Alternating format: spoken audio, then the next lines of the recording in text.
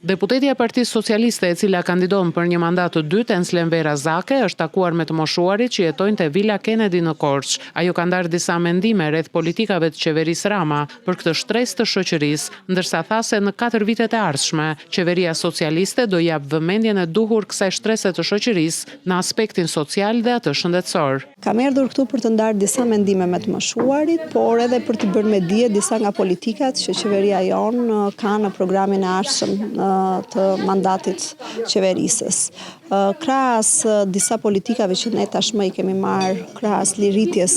të pensioneve, bonusit të pensionistëve që tashmë është bërë dhe është planifikuar në buxhetin e 4 vjeçarit të ardhshëm për gjithë pensionistët. Kemi planifikuar që 4 vjeçarin e ardhshëm, mandatin e ardhshëm qeverisës, politikat